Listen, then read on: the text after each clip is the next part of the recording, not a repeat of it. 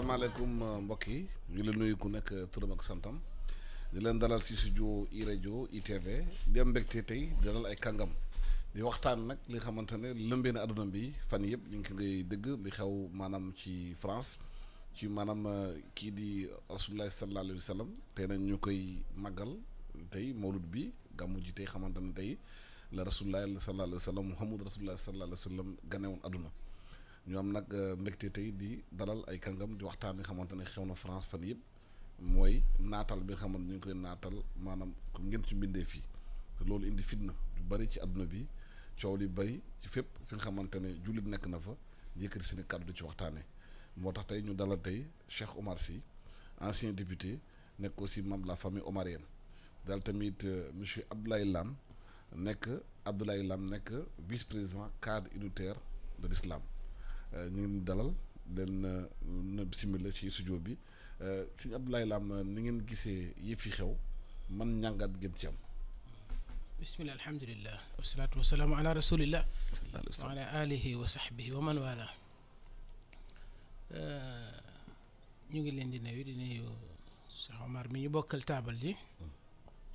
di leen nuyu Alassane Samba di nuyu ñiy topp i rajo yëpp wala ITV di leen ñaanal jàmm di ñaanal Sénégal gépp jàmm di ñaanal adduna bépp jàmm gannaaw loolu effectivement li xew France pour ñu mën cee wax sax il faut ñu arrière tuuti ba peut-être 2015 bi nga xamee ne journal boobu ñuy wax Charlie Hebdo dafa caricaturé yonent bi sallallahu alayhi wa sallam caricature yooyu jur ay fitna ay réaction yoo xam ne am na ñu ko def ba rey ci journaliste yooyu ay nit adduna bi xaaj ñaari xaaj ñii ànd ak journal bi condamné ñi nga xam ne ñoo fa dugg def fa jëye ñii gis ne ñi fa dugg def fa jëye dañ leen a tooñ te biñ leen tooñee amuñu fu ñu mën a daw làqu pour mën a mucc ko defee foofu la mbir yi commencé ba ñu jàpp ci ñoom ñi ñu tuumaal fukki nit ak benn boobu léegi ñu ngi leen téye ba weer yi génn ñu waroon leen a jugé am ci ñett ñoo xam ne alors dañ leen condamné mais dañoo daw gisuñu leen kon muy ab nombre bu bari alors bi ñu leen war a jugé mu juraat beneen problème muy Charlie Hebdo dajale waat caricature yëpp ci ab journalam adressé tout ça pour ça waaw lii yëpp pour lii loolu yëpp sax du problème bi la xewoon bu njëkk xew na nit ñi def nañ ci ay réaction yu juraat yeneen réaction ci àdduna bi yëpp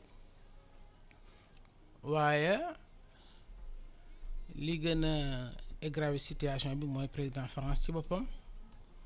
moom moo génn wax loo xam ne gannaaw mbir yi dossier bi mu ngi jëmoon justice dañuy bàyyi rek justice def liggéeyam mais bi mu génnee wax na ne moom newu fi pour juger Charlie Hebdo dugal dossier bi ci liberté d'expression loolu doyul mu attaqué l'islam ci ñun ni ñu ko jàppee parce que bu fekkee dafa wax séparatisme islamisme pour wane ne jullit yi alors ni ñuy dundee ci àddina bi du noonu dañ fee nekk isolé wu daanaka nekk ay barbare ci suñ compréhension foo leen fekk seen melokaan du noonu wane ne France moom am na benn politique am bu bees bu mu war a tëral am na ay loi yu bees yu mu war a tëral am na ay stratégie yu bees yu mu war a tëral imaam yi sax dañ leen war a former waat defaat ñoom beneen xalaat ci diine ji ak ni ñu ko war a dundee ŋàññ yonent yàlla Muhammad sallallahu alayhi wa sallam te yonent bi heure boo ko laalee rek laal nga 1,5 milliard wala 2 milliards de personnes ci àdduna bi crime c'est individuel ki ko def rek moo ko def mu ñu condamné moom la ñuy condamné c'est sûr que ne yonent bi sallallahu alayhi wa sallam deful Macron dara tooñu ko xasu ko saagawu ko joxuñu ko deful France dara encore bi mu fi jógee ak léegi mat na 14 siècles su fekkoon ne dañ ko mën a reprocher moom ci 63 ans yi mu dund wax ne vraiment nii la meloon dañ koo duut baaraam mais loolu mënul amul su fekkoon ne du te loolu du ñun jullit ñoo koy seede waaye biir France am na fa ay borom xam-xam yu yàgg yoo xam ne bi ñuy étudier biographie yonent bi sallallahu alayhi wasallam dañ koo tagg màggal ko am na anglais boo xam ne àdduna bi mu koy publier yonent bi sallallahu alayhi wasallam la teg ci kaw. Bernard Shaw mu nga yonent bi la teg ci kaw. ak Lamartine yonent bi la teg ci kaw wax ne moo gën a màgg ci àdduna bi xanaa ki nga xam ne moo gën a màgg kay faw nga jàng ko xool jaar-jaaram xool juddoom xool jikkoom xool léppam ba gis ni kii kat fi mu àgg ci grandeur kenn àggu fa kon ku mel noonu boo toogee reproché ko dara d'abord il faut nga jaaxal nit ñi est-ce que yow mii di wax loolu ànd nga ak sa sago est-ce que d'abord xam nga ko est-ce que xam nga génération bi mu yar ak ni mu leen yaree woon est-ce que xam nga message bi mu indi dëgg-dëgg xam nga ko fan la fekkoon àdduna bi ci ak njaaxale ci barbare fan la leen toxalee fan la leen indi fi mu déparé liggéeyam ci ban situation la leen fekkoon alors fan la leen jëlee bi mu fi jógee fan la leen bàyyi ci wàllu xam-xam ci wàllu civilisation ci ouverture ci économie ci sur le plan social naka la leen organiser ñooñu bi ñu fi jógee mission am naka lañ ko continuer yan borom xam-xam tey ci àdduna bi nga mën a wax ne ñii ñoo ko gëm ñoo ko topp nga jàngat leen xool leen donc kon ku mel noonu heure boo ko joxee ñaa rek d'abord da nga koo tooñ parce que xamoo ko deful la dara yàqalu la dara ki gëm moom ne yonent bi sallallahu alayhi wasallam yàlla da ko indi woon pour sauver nit ñi yonent bi nee na bi ko yàlla yónni yàlla dafa xool àdduna bi mere ñëpp xam ne bu ma leen meree ñoom ñëpp man maay seen borom man rek maa leen mën a sauver mu def ko mu yërmaane mu yónni ko moo tax wa ma arsalnaaka illa rahmatan lil alamin la ko wax dara taxul ma yónni la dul yërëm mbinde fi ki nga xam ne nag sauveur la ñëw pour yërëm nit ñi ah boo ko laalee de laal nga ñu bëri. waaw donc kon loolu mooy problème bi. waaw li xew France tey ba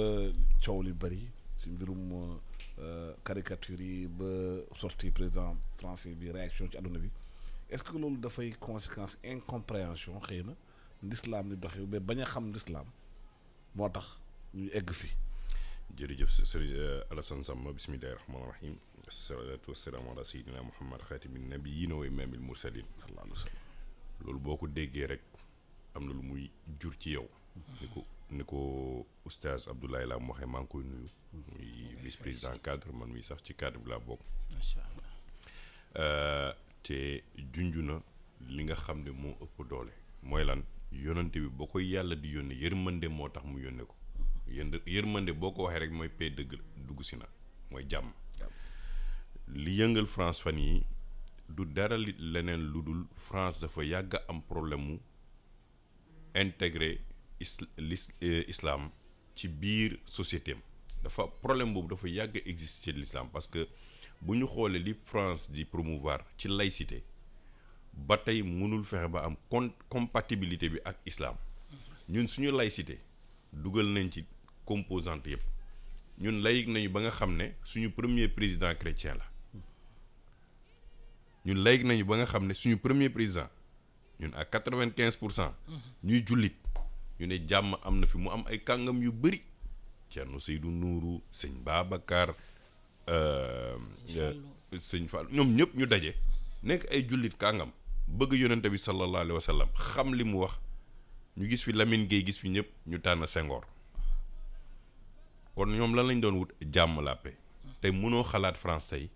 mu ne ñun dañuy xool suñu doom yi fi judd waxuma ay ñu ay musulmans yu jóge à l'extérieur déedéet doom yu judd ci biir France màgg ci biir France jëriñ ci biir France am culture française nekk ay jullit war a dem nekk président de la République de la France xalaatuñu ko donc ñoom problème boobu dañ ko yàgg am deuxièmement mooy Macron ba muy wax ci li nga xam ne ni mu ko waxee tey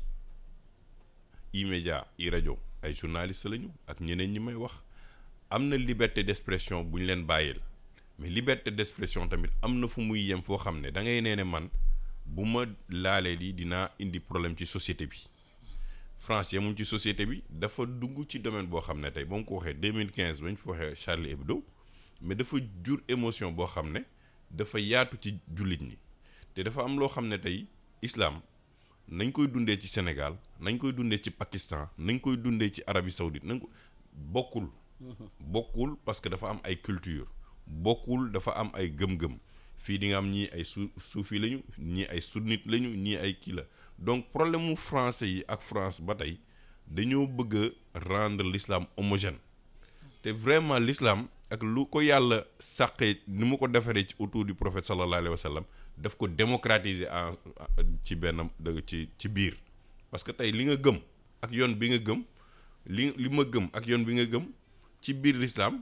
wante bu heure julli jotee ñu ñoo bokk ni ñuy jullee xanaa kay yoon yi ñuy wute rek yenn saay bii philosophie bii la ñoom nag français yi ba tey xamuñu ne deuxième religion là en France parce que 5 millions quand même plus de 5 millions ñoo fi la c'est la deuxième en Europe lu leen soxal toujours mooy naka la ñuy arrêter l'islam da ngay dem ba ñu ne la ay il faut que les musulmans fassent un renouveau de l'islam mais l'islam musul ancien l'islam époque boo ko indil mu ànd ak moom modernité bu wàcc islam ànd nag moom lu tax parce que yonante bi sallallahu alayhi wa sallam ni mu ko waxee daf fi bàyyi ay kàngam yoo xam ne daf leen ne ak seeni jamono adapté wu leen ak seeni jamono xam ni ngeen di doxal ak nit ñi mu digal leen jàmm loolu la parce que moom rek moo ngay wax Muhammad sallallahu alayhi wa sallam bu ko waxee mooy lan mooy jàmm na wàcc yonante bi sallallahu mais jàmm jooju mooy la paix mais tey bu nekkee ci wàllu caricature yow Alassane Samba Diop nga ñëw ma dessiner la nu mu la neexulee nga ñëw fekk ma ne ma Cheikh Oumar lii neexuma nga ne ma sama liberté d'expression la violence déjà psychologique commencé na foofu parce que li nga may wax yaa may ne artu nga ma ne ma Cheikh Oumar li ngay def nii neexuma mais dama joli sa liberté d'expression nga féeteeloo ko nen mais après nekkatul liberté d'expression yi maa tey lay nekk parce que bu Macron taxawee ci télé nekk ñun du ñu arrêté caricature yooyu mais loolu moo indi tey monde entier bi yëpp daje nee na lii Macron wax dinañ ko fajal seen bopp ñii nee nañu génn nañu manifester ñii lakk nañu ay drapeau ñii ci dëkku arabe yi nee nañu nañu retirer seen produit sur les rayons loolu tamit am na impact mais am na loo xam ne mu ngi koy jur ci biir communauté parce que France leneen seen problème tamit mooy gune yi fa juddu màggee fa gisuñu seen bopp ci biir société bi ba léegi te loolu tamit day tax ñoom tamit ñu mën a mere France seen biir du ñun ñoo leen mere ah ñun merewuñu leen ñun demuñu France xeexuñu bu ñëwee fi ñu dalal leen ñun merewuñu leen ñoom ñoo am problème ak seen bopp ñoom ñoo am problème ak seen société boo demee États-Unis tey bu heure julli jotee policiers dañu taxaw defar tali ne musulmans yi war a julli ci yenn mosquée yi dem leen julli ji ñu garder leen ñu dem julli génnaat ñu defaraat circulation bi man foofu laa dëkkoon doo mës a gis dëgg la am na racisme mais racisme bi am kii mais c'est pas ça n'a laalul religion ni muy laalee France wala yeneen dëkk yi nga xam ne tey ñu ngi bëgg a def islam comme ennemi alors que islam jàmm lañ di léegi nag loo gis tamit di nga am ay ñeneen ñoo xam ne ñoo gën a xër ñoo gën a bëgg a dugg ci yenn domaines yoo xam ne mën na am ay problème idéologie mais provocation ci boppam moo baaxul parce que chaque fois ñoom bu ñu laalee yonente bi sallallahu alayhi wa sallam rek day yokku darajaam day yokku mën-mënam day yokku dëggam parce que nit ñi dañuy dem xool lu tax ñi mu jaral leen ki nga xam ne mooy buñ ko tuddee wala buñ ko laalee ñu xar si seen tànku tubéy ba kilifa diine yi tey dajale yëpp si Sénégal bokk benn kàddu mooy la Macron wax jaaduwul rafetul ñu ngi koy ñaan mu bàyyi yëkkati wax yoo xam ne fitna la fitna nag musulman yi indiwuñu ko mais fu mu ne nii Macron ci boppam moo ko indi. mais est-ce que li xew France ba ñu egg fii juddul ci histoire de France parce que France dafa def église dañuy décapiter seen roi pour la laïcité est-ce que loolu moo tax incompréhension bi gën a en renforcer wu parce que ñoom mënuñu comprendre ñoom kenn religion ak république ànd parce que laïcité bu ñu koy dundee fii suñu réew bokkul ak ñoom ñu koy gisee. waaw damay rejoindre monsieur Sy ci li mu wax Cheikh Omar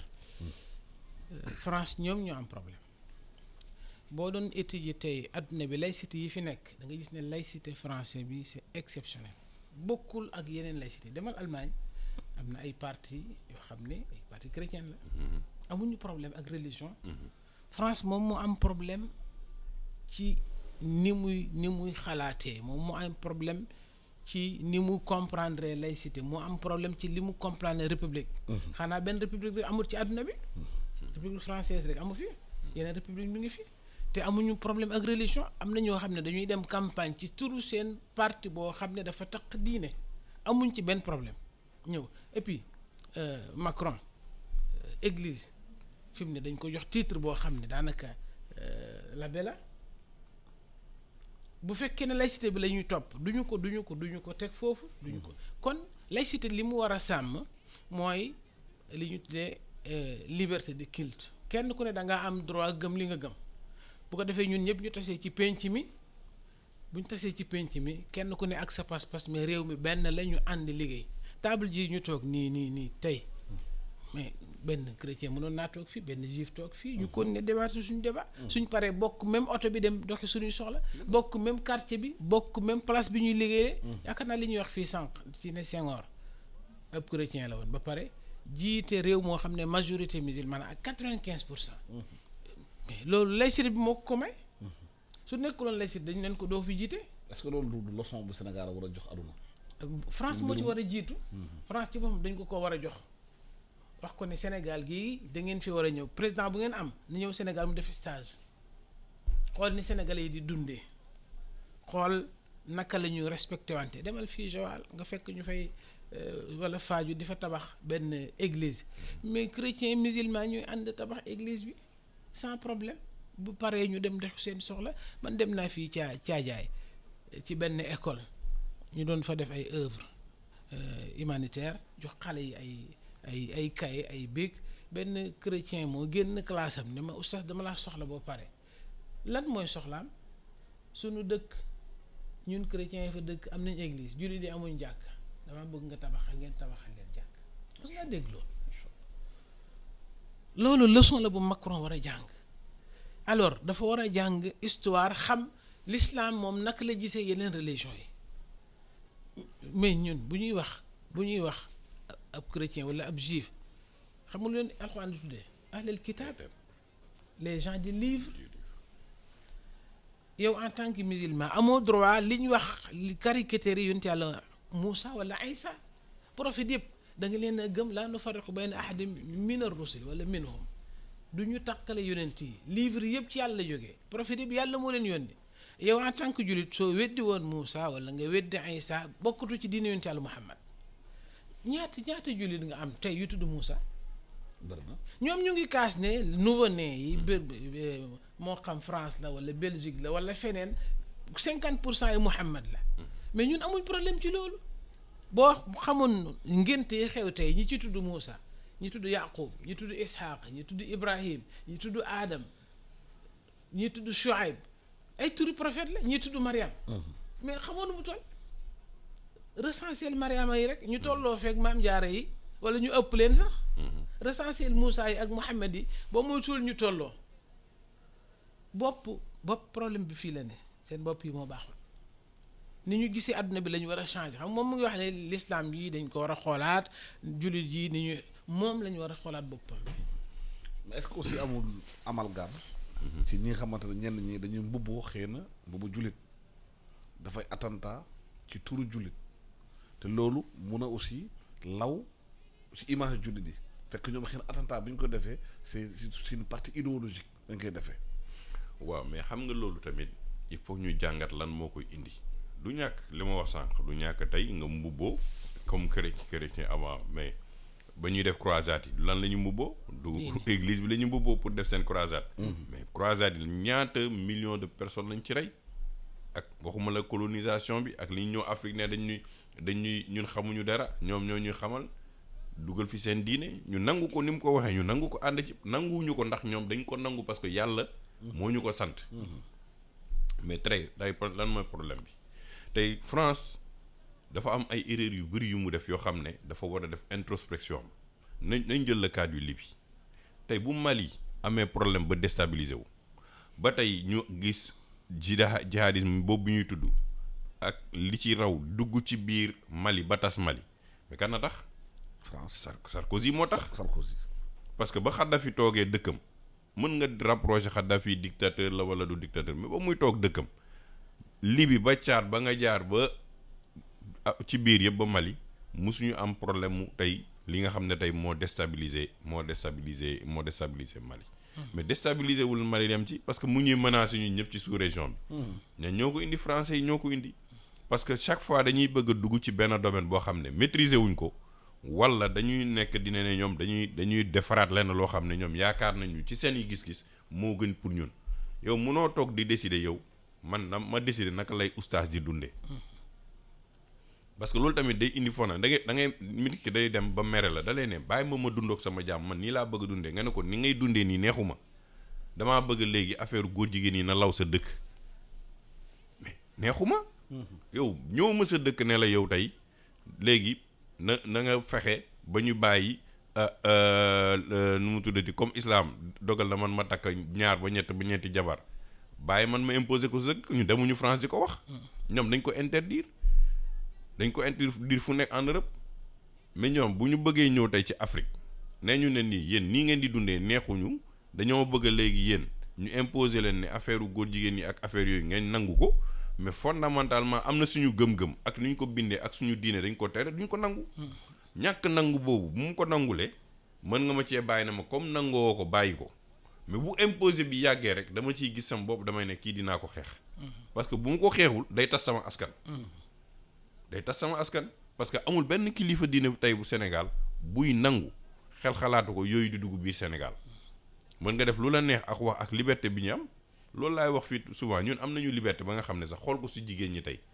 jigéen ñi dañuy dem nga jëlee leen âge u 15 ans ba 40 ans dinañu nekk ay disquette dinañuy sey ay mini-jupe dinañu def lii mais bu ñu duggee âge u 40 ans jëm kaw rek dañuy muuru kenn du leen wax muuru leen kenn waxu leen muuru leen te pourtant dinañ dem ci ay kilifa diine dinañ def waxtaan kaf ree ñooñu di leen seetlu dinañ sama doom boo demee muuru mais démocratiquement la koy demee day xëy rek mu ñëw ci kanamam ne ko sëñ bi man de décidé naa def lii jeex na te ci biir waxtaan ak ci biir naxante la koy kilifa diine yi di def damay faral di fàttali nit ñi di leen ne gis ngeen këru kilifa diine yi jigéen ñi ñoo ci gën a am importance wax na ko sànq tey kenn mënul tudd Touba te tuddul Maam Jaara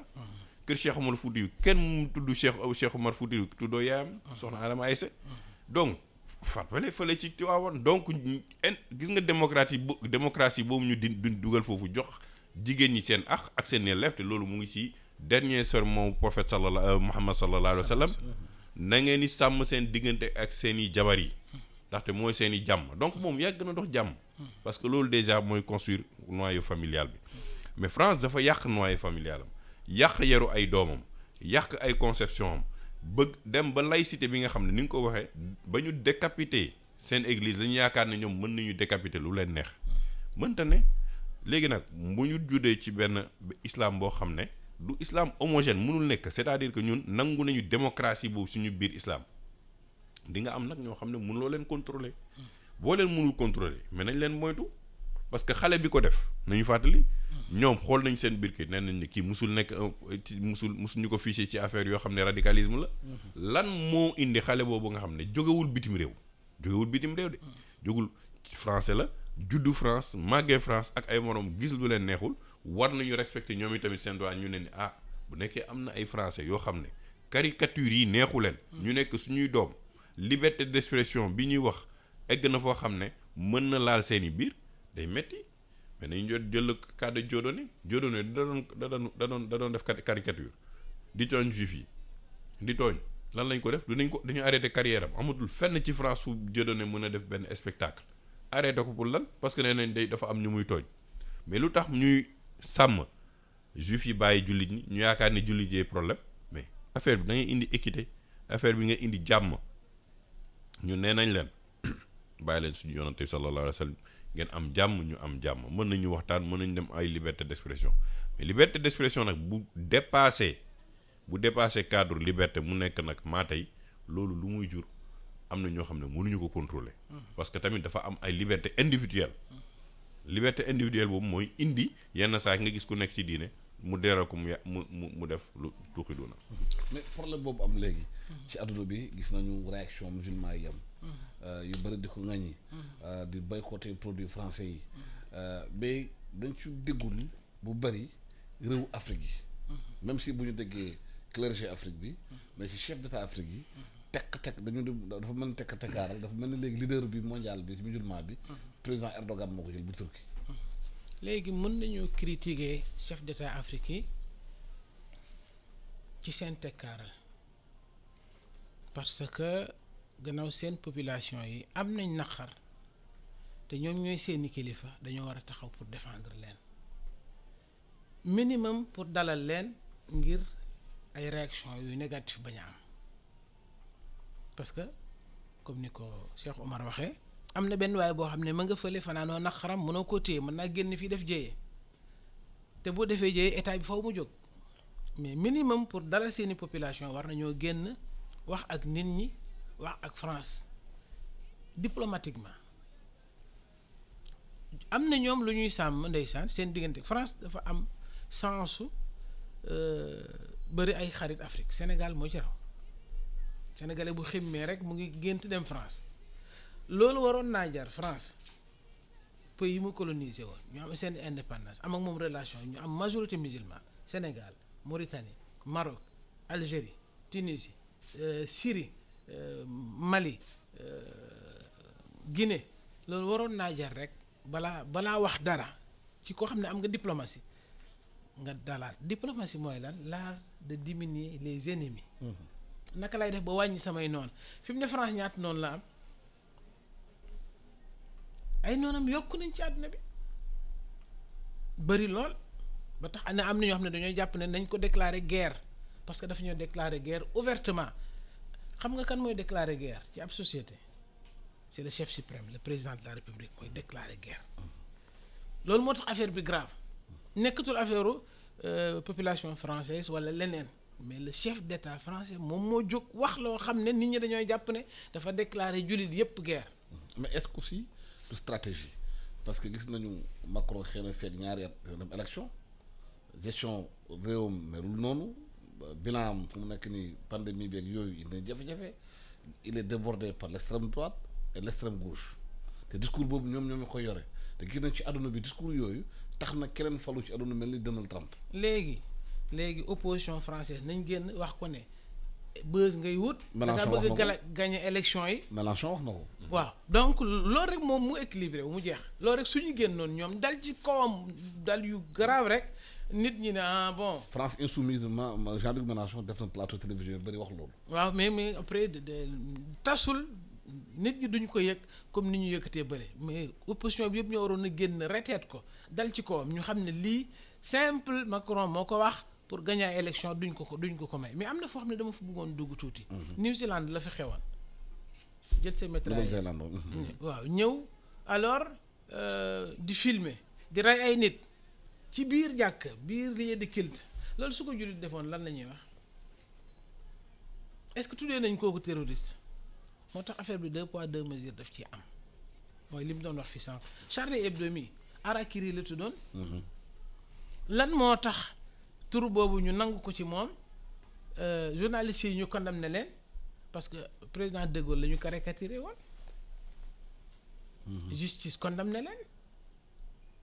ah bon léegi nga bëgg loolu nekkul liberté d'expression. Charlie bi sax turu Charles de Gaulle. foofu la Charles de Gaulle bi la Charles Hebdo la woon. waaw après changé dafa ko Charlie Hebdo. effectivement pour di tooñ de Gaulle. waaw pour di ko tooñ bon léegi loolu nga jàpp ne nekkul rek nit ki dafa war a wax li mu xalaat mais fii ci Yonent bi sallallahu alayhi wasallam nga d'accord ñu caricaturer ko te bañoon ñu affaire bi kenn mënu ko comprendre fi mu ne nii français yi ñu ngi kaas ñenn ñoo xam ne jóg nañu caricaturer Macron di ci kaas parce que seen chef d'état la mais Yonent bi sallallahu alayhi wasallam romb na ñaata chef d'état la jiite moom tey kon affaire bi lu jar a xoolaat la lu jar a bàyyi xel la France dal bu doon sama sago ñu taxawaat tey dal xool nu ñuy defaree seen diggante ak nit ñi te dafa yàgg a yàqu nag français yi leen nit ñi góoxal bari na te loolu arrangé wut leen waaw ñu apaiser situation yi moo leen arrangé jéggalu wax naa sànq pays yi nga xam ne majorité musulmane lañ nekk ay anciens colonies am ak moom relation yu rafet diplomatiquement dafa waroon wax sax lii sax bu mu ci dugg waaw wax ne rek affaire bi dossier la mu ngi justice ñoom ñoo xam dañuy justice bi dafa am indépendance mais bu ci le président dugg bu mu ci wax bu mu nekk occasion bu muy profité moom pour gagner ci ay élections ñeneen ñi buñ ko may moom su ko bëggee te et puis duli di ñoo war a yeewu tey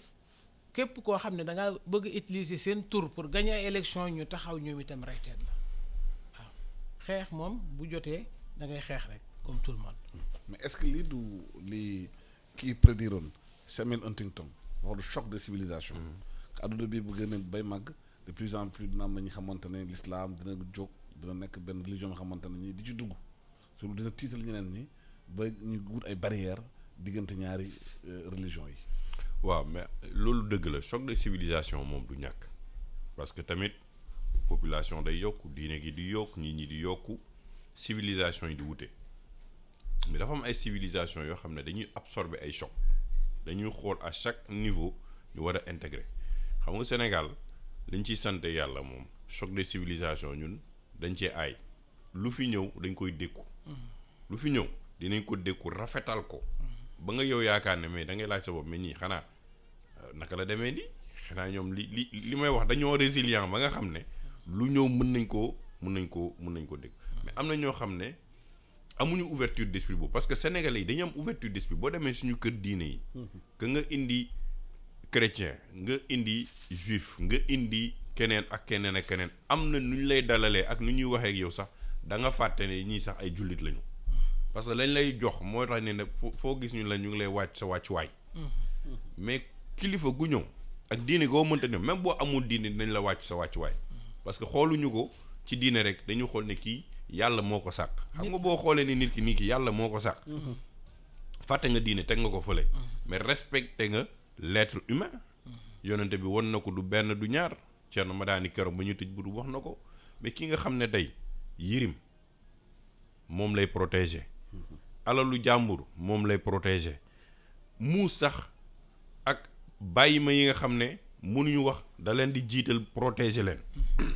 kon loolu am na loo xam ne moom jàmm la bëggul kenn kuy tooñ mais choc de civilisation boobu lan moo koy indi c'est-à-dire que tey nañu li mu wax nañ jël le cas de l'Allemagne mais CDU lan moo ko constitué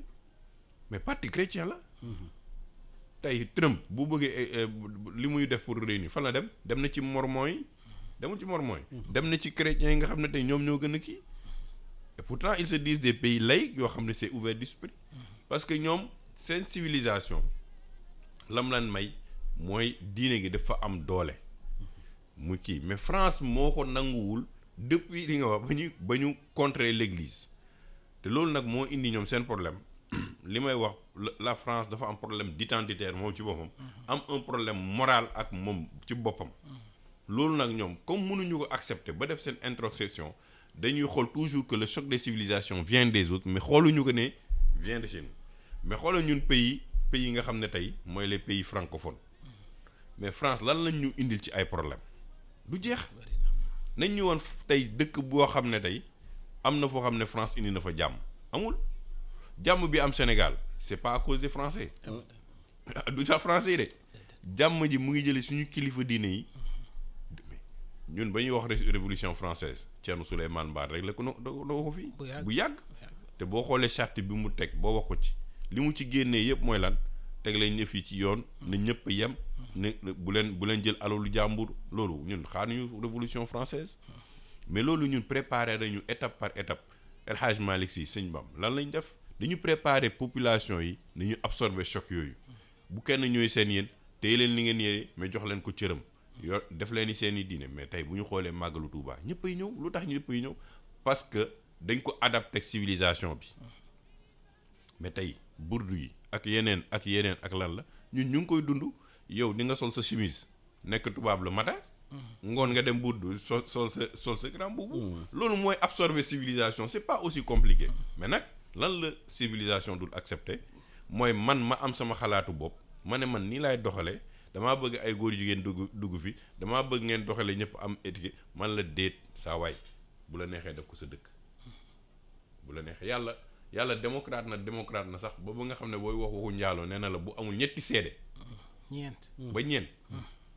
mun leen ko daan xam nga démocratie yàlla moo ko njiital boppam ak sutural nit ak bëgg jàmm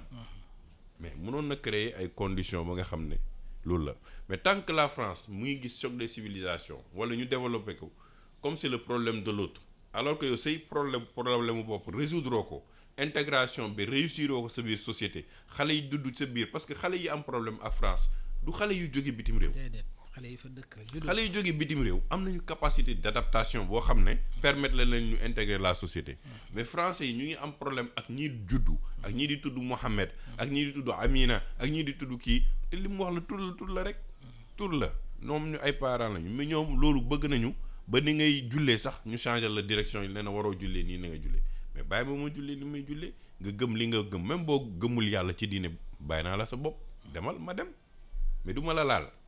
mais bu nekkee nag civilisation bi ma bëgg a dund ak sama concept ak sama diine ni ñu ko tëralee da nga bëgg ne da nga ma koy renouveler loo xam ne man xam naa ne jarul renouveler parce que chaque jamono bu mu ñëw man mën naa cee ànd parce que l'islam day traverser le temps traverser l'espace traverser l'humanité donc loolu tamit bàyyi leen mag sama bopp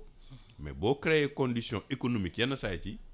condition économique parce que tamit jàmm mooy ma mën a xëy Alassane Samba Diop ma egg si rajo mu may ma café ma naan mu wàccee ma lekk ba suur mais yow nee nga léegi da nga may xañ sama économie boobu xañ ma sama jàmm changer ma sama diine changer ma ni may doxalee jël samay ressources naturelles jël samay pétrole jël samay kii téye ko sa bopp bu yàggee tamit sa bopp yamatul ci diine kese da nga may noot ci sama gëm-gëm mais da nga may noot tamit ci sama am-am loolu la France dëgg am problème parce que tey ñun damay jël économiquement laay wax dañuy jël tey bu ñuy jóg di dem di jëndi marchandise fan leen demuñu France da ngay dem Turquie moom mooy problème mu France léegi ñun ñu bari leen dem Turquie wala dem Chine ñun bokk ñoom diine yëpp mais dañu donc France moo am problème mën a gérer ay relations personnelles am ak yeneen ñi nga xam ne ce sont les anciennes colonies nañ leen jox seen cër nañ leen a respecter nañ leen a bàyyi ak seen i diine nañ leen a bàyyi ak seen i doxalin nañ leen a bàyyi ak seen i am-am ak seen i moomeel ba pare ñoom ñu xoolaat seen i bopp intégrer seen société defaraat ko am tooguwaay mais li nga wax la c'est pas parce que dañ ko bëgg a falaat moo tax Macron war a jënal mu créer l'ennemi commun mooy l'islam parce que à chaque fois boo bëggee ñi kii la ñaar ngay utiliser soit l'immigration soit l'islam te loolu tamit bu jeexital bi mooy lan kenn ci biir communauté yooyu dina ci gis boppam rek gaañ ñi ci des alors que ñi si ñoon nekku ci. est-ce que yaakaar nga bu ñu apaiser situation bi France dañoo war a ñoom tamit intégrer xëy na jàng religion yi jàngal ko xale yi ñu xam lan mooy vrai islam. loolu faw mu am mënul ñàkk problème mënoo ko résoudre ci kaw ignorance bañ loo nit ñi l'islam li muy jur mooy ñoom ñu daw dem rechercher l'islam seen bopp moo tax toujours problème yi su amee da ngay gis bu pënd bi wuree ñu bari dañuy tuub ci diggante bi parce que ñoom dem nañ li ñu doon wax ci l'islam ñu jël ñu xam ñu gis contraire ba moo tax bu ñu yeboo àddina bi fii mu nekk nii loo bañ nit ñi xam rek dinañ ko xam ndax am accès ci information dafa yomb kon bu France li ko jig mooy na ubbeeku am ouverture bu baax jullit yi mu jàngal leen diine ci seen école yi nangu loolu jël programme boobu nit ñi xam l'islam xam ne l'islam diine jàmm la lii Cheikh Omar wax léegi yonent bi sallallahu alayhi wasallam boo ko tuddee rek danga sallallahu alayhi wasallam nga wax doo ko sax day ni ngay nooyee nga koy waxee bu ne yonent bi da nga sallallahu alayhi wasallam baatu sallam mooy jàmm yàlla na ko yàlla doolu xéewal ak mucc ak jàmm paix koo xam ne heure boo ko tuddee ñaanal ko paix parce que dafa indi paix nga jàngal xale bi loolu wax ko ne kii mooy yonent bi nga xam ne jàmm la bëgg yonent bi sam nee na nit ñi mënu leen dugg aljanna te gëmu leen du ngeen gëm te tasaaru leen baatu assalaam koo romb ren ko assalaamu aleykum del tas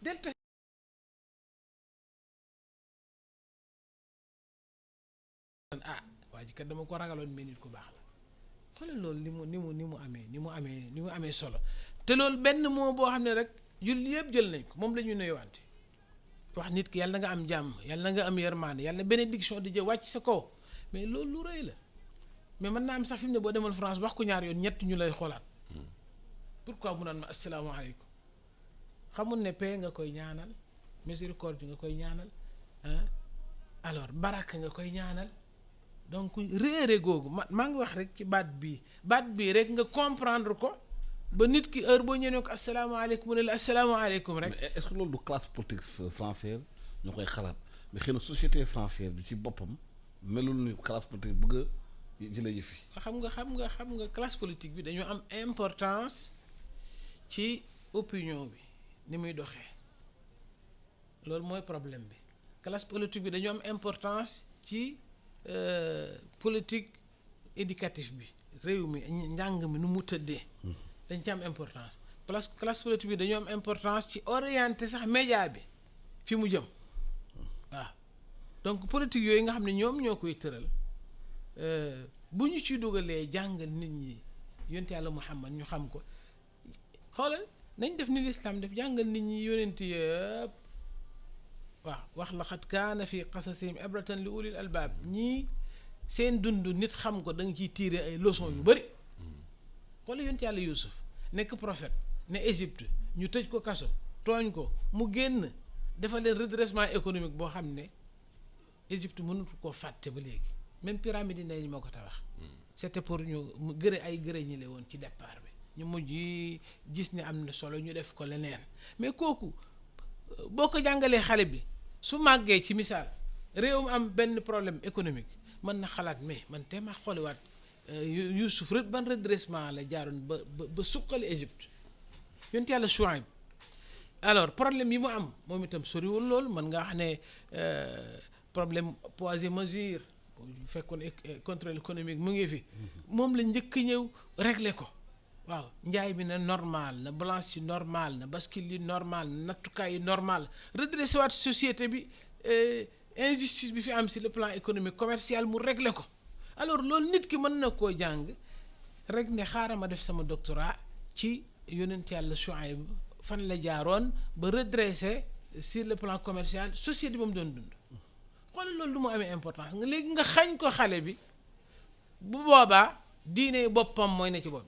bi gis nga diine bokk na ci ñi ko gën a mën a yàq mooy ku ko bëgg te xamoo ko ku gëm diine te xamoo ko moo gën a mën a yàq diine waaw alors soo jëmee ci soufisme suñu bëggee critiquer soufisme dañu critiquer li ñu tuddee majzub mooy koo xam ne yar nañ ko defar ko te jàngaluñ ko lislaam xamut mooy toog fee xëy rek ne maa yàlla mooy toog fee rek xëy ne maa yonent bi mooy toog fee rek xëy woote benn maqama boo xam ne parce que amul xam-xamul lislaam donte vraiment bëggoon nañ mu baax defar nañ ko am na ay valeurs yu ñu ko inculqué am na lu ñu ko mosal mu saf ci jaamu yàlla waaye jàngul charia dafay xëy rek indi problème donc kon li ñu doon wax sànq France moo war a xool waaw ñii di nekk musulman ci sama biir société ba pare ma am ak ñoom problème lan mooy problème bi est-ce que dañoo xamut l'islam li muy njëkk gis mooy waaw dañ ko xamul léegi naka lay def bañ xam ko dem bu ñëwee Sénégal fii ñu jox ko junne professeur yu dem jàngal leen l'islam waaw na xool société africaine wala société musulmane yi ma amal relation yu baax jullit dafa nekk naka la ñu mel ne ñëw ne Thierno ma daane damaa soxla nga jox ma fii fukki nit dem Touba ne jox leen ma ñaar fukk waaw ñu yóbbu ñu essayé xool ñooñu yaral ko ay nitam mu xool ban résultat la ciy génne. est-ce que possibilité dialogue mun na am ci société française fu ñu toll nii surtout instrumentalisation xëy na de la religion dans la sphère politique. waaw mais xam nga dialogue bi il faut le kàngamu politique française yi wala ñi ne ci kaw xam ni ñuy waxtaanee ak population bi mais arrêter di stigmatiser l'islam. parce que munoo nee ne bii diine juif yi nañ leen protéger parce que tey kenn amul sañ-sañ taxaw ci monde bi nee ne holocauste bi amul. buñ ko catégoriser woon ndey juif yëpp ay jóg. boo ci tooñoon rek juif yi ci loolu rek. mais dootoo dégg ci àdduna bi mais dialogue boobu pour mu am il faut que autorité française yi arrêté ci biir France di bun xatal français yi nekk foofu. parce que li moom moo am nit ki ci biir jàngam yenn saa yi dina bëgg a diineem mais du ko jàng bu jaar yoon te lu tax mu am solo li mu wax parce que ñu bëri tey ci France ci xale yi fan la ñu jàngee seen diine ci ordinateur. dañuy daal seen ordinateur commencé ñu gis benn site buy wax ci l'islam xamoo ndax contenu bi jaar na yoon xam nga woo ndax war na charia xamoo fa parce que bu boobaa bu contenu bi jaarul yoon mën nañ la détourner ba radicaliser la. alors moo tax fii dañ lay dugal daara nga am sëriñu daara boo paree sëriñu nga am koy tarbiyu nga am loolu yëpp pour lan la pour war la mën la tàggat teg la ci yoon mais bu yow bu nekkee amoo kenn ku lay tàggat teg la ci yoon mais bu boobaa da ngay am problème léegi nag bu dialogue bi amul bu waxtaan amul ci biir société bi ba équilibre loolu muy am foofu ba xool école yi naka lañ leen war a orienter ba nga xam ne ñi bëgg seen diine ñu war leen tàggat ci yoon mais conflit bi day am de toute façon day am seen biir société. tey ñun du ñu xëy di ne dañu am problème waxtaan ak suñuy mbokku chrétiens yi. amul sëñ Habib Mountakha bu fi nekkoon daaxaa bu suñu maam fii Louga mais naka la fi meloon ak suñu mbokku chrétiens yi. Thierno Mountaga Tall ba mu fi jógee naka lañ meloon da ngay xewle fii Touba xewle wala Tiwaawoon xewle wala Omarien yi xewle waa église bi ñëw yónnee ay délégation yu mag indaale tamit seeni participation loolu moo suñu dialogue ñun yemuñu ci wax ko dañ koy jëfee man am naa sam benn xarit boo xam ne toog naa lu yàgg balaa mooy xam ne moom jullit la parce que mu ngi tudd Marie-Hélène Diouf loolu laa lay wax xam nga loolu boo demee ay Gorée da nga ko fay gis ay exemple dem Saint-Louis da ngay def tudd na fi Joal nga am cimetière boo xam ne jullit ñi ak chrétiens yi ñoo ko bokk loolu c'est un modèle boo xam ne c'est exceptionnel dans le monde mooy le modèle sénégalais en termes d'intégration et en termes de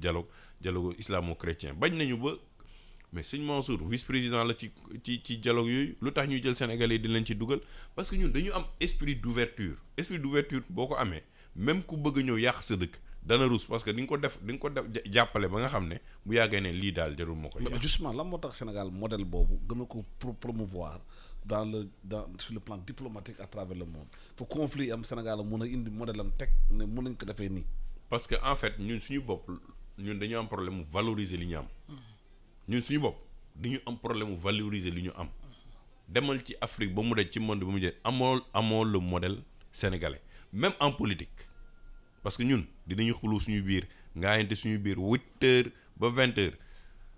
dem reerandoo naan café waxtaan dem seeti sa doom kii tuddee doomam kii ñu waxtaan nga ne mais yow mais Abdou Mbow bi ak Thierno Bocoum ndekete nii lañ nekkee xarit mais man dem naa ay dëkk fii ba ma nekkee député mais du ñu mës a xalaat sax toog ci benn table di waxtaan xalaatuñu ko mais loolu modèle boobu la ñu war a jël mettre ko en avant bañ a xeeb suñu bopp tey chef d'état yi li muy wax lu tax tamit ñun ñuy mer yenn saa yi mooy suñu chef d'état yi dañuy yaakaar trop France ba nopp ci li nga xam ne mën na gaañ seen askan parce que boo togoon condamné ko ne ko ne li propos yi waroo ko wax parce que lii ak lii mais day dalal Sénégalais yi ni ñun kat suñu président wax na ci pare nañ ci loolu rek la ñu bëggoon suñu président xamal ko ne lii nga wax ni neexuñu mais boo noppee noppi bu yàgg dañu ne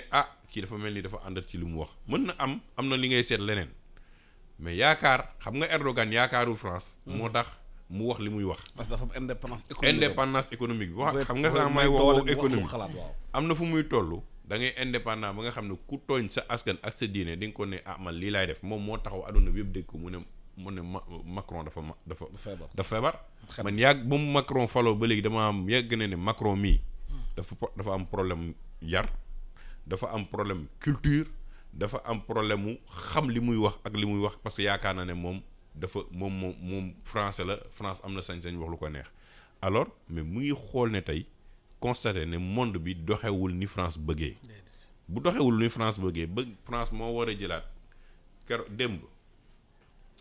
Kédor Sène génne na message yónnee ko monde arabe bi ne leen bàyyi leen li ngeen di boycotter produits français yi jokkowul dara ak li Macron wax gars yi tontuwuñu ko mais économiquement buñ ko nootee day metti ci ñoom parce que déjà pandémie bi ñu ngi gis nii ne def na reconfinement démb bokkul ak couvre-feu bi bokkul léegi ñuy boycotter yonente bi nga bañ ko laal moo gën parce que boo ko laalee moom dina ko fajal boppam te ñun duñ ci yëg dara yàlla moo koy fajal parce que lu tax da nga laal koo xam ne jàmm la indi bu nekkee nag yow bëggoo jàmm yàlla bàyyil ak sa bopp loolu nag moo tax ñu ne français yi nañu war a mën a xoolaat waxtaan ak seeni bopp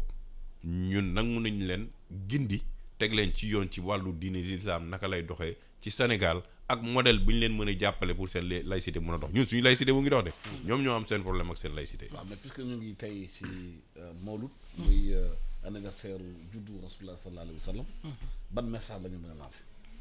message bi ñu war a lancer mooy message lu salaam jàmm rek